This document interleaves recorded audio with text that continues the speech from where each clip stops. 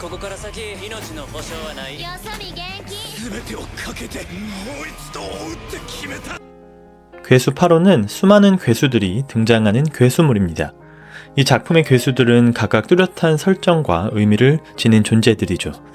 그 중에서도 세계관과 이야기의 흐름을 바꿔놓은 특별한 괴수들이 존재합니다. 오늘 영상에서는 괴수 8호에 등장하는 유니크한 괴수들을 중심으로 이들의 특징과 숨겨진 설정, 그리고 어떤 의미를 지닌 존재인지 살펴보겠습니다.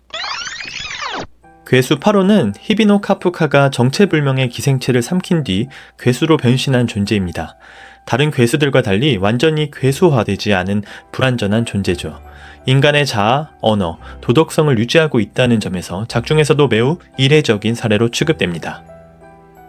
괴수 8호의 전투력은 분노나 파괴 본능보다 동료를 지키려는 책임감과 선택의 순간에 크게 반응합니다. 특히 지켜야 할 사람이 있을 때 출력이 비정상적으로 상승하는 장면이 반복되죠.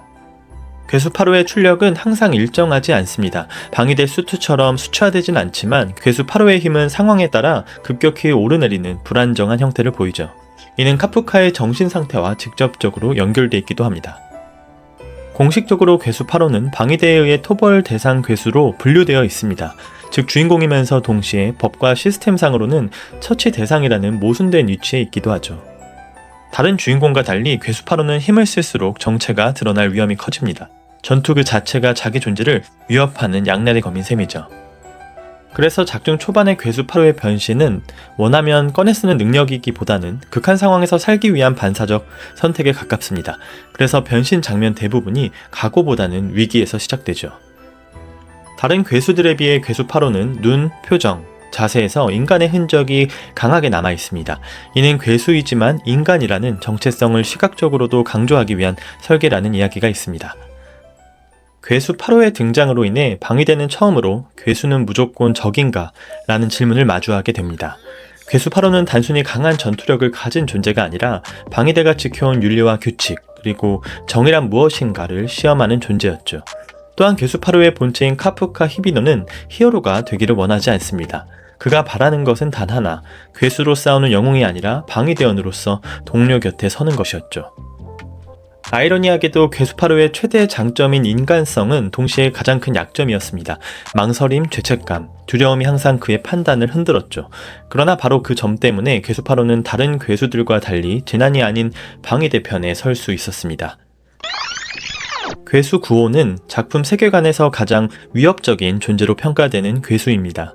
그는 말을 하고 계획을 세우며 인간 사회에 침투해 방위대의 구조와 약점을 분석하죠. 겉으로 보기에는 우연히 발생한 괴수 출현처럼 보이지만 실제로는 피해가 극대화되는 시간과 장소를 계산해서 움직입니다.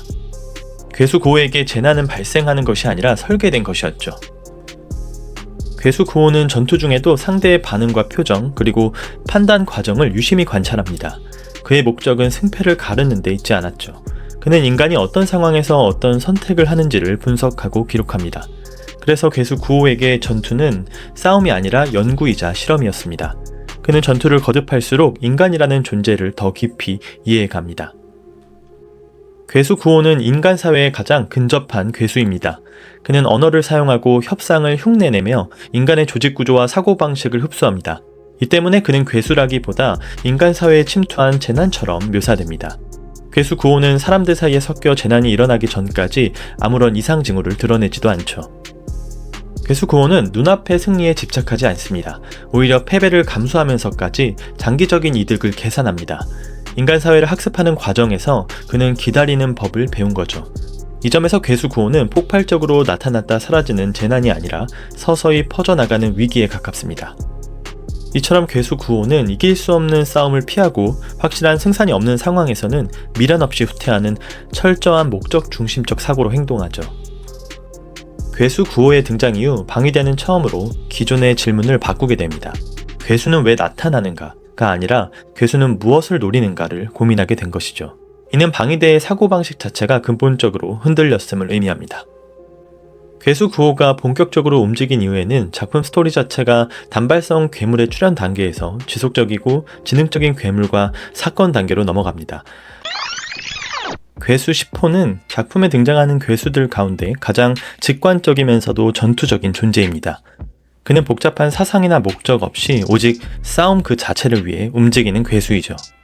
괴수 10호는 흔히 본능형 괴수로 분류되지만 완전히 생각 없는 존재는 아닙니다.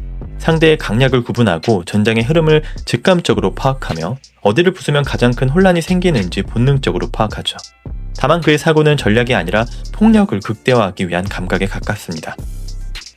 괴수 10호는 자신을 하나의 생명체라기보다 싸우기 위해 존재하는 도구로 인식합니다. 그래서 그에게 패배나 죽음은 큰 의미를 갖지 않습니다.